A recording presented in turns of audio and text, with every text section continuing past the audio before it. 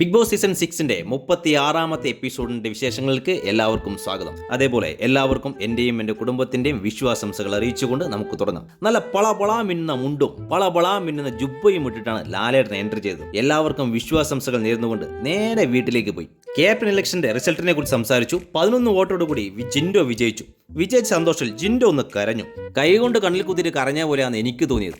ലാലേട്ടൻ ജാസ്മിനോടും ഗബ്രിയോടും അവിടെ റിലേഷനെ കുറിച്ചുള്ള കൺഫ്യൂഷൻ ജനങ്ങൾക്ക് ഇല്ലാതാക്കാനുള്ള ഒരു അവസരം കൊടുത്തു. ഏകദേശം 10-15 മിനിറ്റോളം ഈ കോൺവെർസേഷൻ പോയി. വീട്ടിലുള്ളവർ അവർ മനസ്സിൽ തോന്നിയ ഇവരുടെ കാര്യങ്ങളെ കുറിച്ച് സംസാരിച്ചു. ജാൻമണിയാണെങ്കിൽ ഗബ്രിക്ക് ജാസ്മിനോട് മാത്രമല്ല രശ്മിനോടും ഫിസിക്കൽ അട്രാക്ഷൻ തോന്നിയിട്ടുണ്ടെന്ന് പറഞ്ഞു. ഇത് കേട്ടതോടെ ഗബ്രി ആകെ ഇമോഷണൽ ബ്രേക്കായി. ജാസ്മിൻ പറഞ്ഞത് എനിക്കും ഗബ്രിക്കും അങ്ങോട്ടും ഇങ്ങോട്ടും ഭയങ്കര ഇഷ്ടമാണ്, പക്ഷേ പ്രണയത്തിലേക്ക് പോകാതെ ഞാൻ പിടിച്ചു നിൽക്കുകയാണെന്നാണ്. എന്റെ പൊന്നു ജാസ്മിനെ, ഒരാണിനും പിടനും അങ്ങോട്ടും ഇങ്ങോട്ടും അട്രാക്ഷൻ ആകുന്നത് സാധാരണയാണ്. അത് കമ്മിറ്റഡ് ആയ ആണായാലും പെണ്ണായാലും ശരി. പക്ഷേ ആ റിലേഷനെ നമ്മുടെ ഇമോഷണൽ കൺട്രോൾ ചെയ്ത് അതിനൊരു ബൗണ്ടറി വെക്കും. ആ ബൗണ്ടറി വെക്കാൻ നിങ്ങൾക്ക് സാധിച്ചിട്ടില്ല.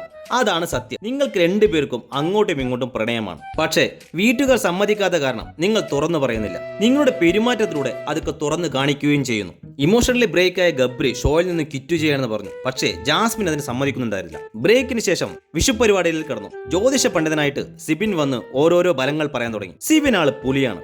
യാ മോനെ, വാട്ട് എ പെർഫോമൻസ്! എത്ര പറഞ്ഞാലും മതി വരില്ല. അത്രയ്ക്ക് നന്നായിട്ടുണ്ട് പെർഫോമൻസ്. പ്രേക്ഷകർ എന്താണോ വിചാരിച്ചത് അത് അതുപോലെ ഒരു കാരിക്കേച്ചർ രൂപത്തിൽ വളരെ നന്നായിട്ട് അവതരിപ്പിച്ചു. ഉറപ്പായിട്ടും പറയാം, ടോപ്പ് 5-ൽ ഉറപ്പായിട്ടും സിബിൻ എന്ന കണ്ടസ്റ്റന്റ് ഉണ്ടായിരിക്കും.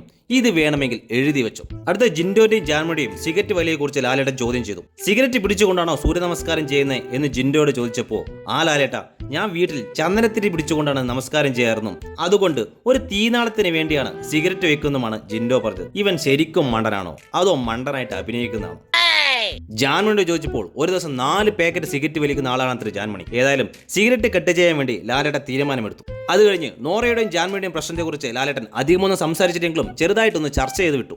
അടുത്തത് എവിക്ഷൻ പ്രോസസ് ആയിരുന്നു. ശരണ്യയും ജാൻമണിയും പ്രധാന വാതിലൂടെ പുറത്തു വരാൻ പറഞ്ഞു ബിഗ് ബോസ്. എല്ലാവർക്കും സർപ്രൈസ് കൊടുത്തുകൊണ്ട് പ്രധാന വാതിലൂടെ ലാലേട്ടൻ അകത്ത് വന്നിട്ട് നോ എലിമിനേഷൻ എന്ന് പറഞ്ഞു. വല്ലാത്ത സർപ്രൈസ് ആയി പോയി അല്ലേ? ആ ജാൻമണിയെങ്കിലും പുറത്താകാമായിരുന്നു. പിന്നീട് കണ്ടസ്റ്റന്റുകളുടെ വീട്ടുകാരൊക്കെ വന്ന് എല്ലാവർക്കും വിശ്വാസംസകൾ അറിയിച്ചു. ഇതിൽ ഗബ്രിയുടെ വീട്ടിൽ നിന്ന് ആശംസകൾ അറിയിക്കുന്നതിന്റെ കൂട്ടത്തിൽ കുറേയധികം ഹിന്റ് കൊടുത്തു. ഇൻഡിപെൻഡന്റ് ആയി കളിക്കാനും ഫോക്കസ് ചെയ്ത് കളിക്കാനും പറഞ്ഞു. ഇനിയെങ്കിലും നന്നായിട്ട് കളിച്ചാൽ മതിയായിരുന്നു എന്റെ ഗബ്രി. പിന്നീട് വീട്ടുകാരെല്ലാം കൂടിയുള്ള ഒരു ഡാൻസ് അവതരണമായിരുന്നു. സൂപ്പർ ആയിട്ടുള്ള പ്രകടനമായിരുന്നു. വേറെ എന്ത് കുറവുണ്ടെങ്കിലും ഈ സീസൺ ഇങ്ങനെയുള്ള കൾച്ചറൽ പ്രോഗ്രാമിന്റെ കാര്യത്തിൽ അടിപൊളിയാണ്. പിന്നീട് ലാലേട്ടൻ എല്ലാ മത്സരാർത്ഥിക്കും വിഷു കൈനീട്ടം കൊടുത്തു.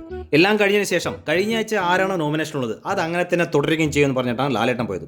കൂടാതെ സായി കൃഷ്ണയും നോമിനേഷൻ ഉണ്ടാകും. അപ്പോൾ ഈ ആഴ്ച നോമിനേഷൻ പ്രോസസ് ഉണ്ടായില്ലെന്ന് തോന്നുന്നു. അപ്പോൾ ഇതൊക്കെയാണ് ഈ എപ്പിസോഡിലെ വിശേഷങ്ങൾ. അടുത്ത എപ്പിസോഡിലെ വിശേഷങ്ങളുമായി നമുക്ക് വീണ്ടും കാണാം. അതുവരേക്കും ഗുഡ് ബൈ.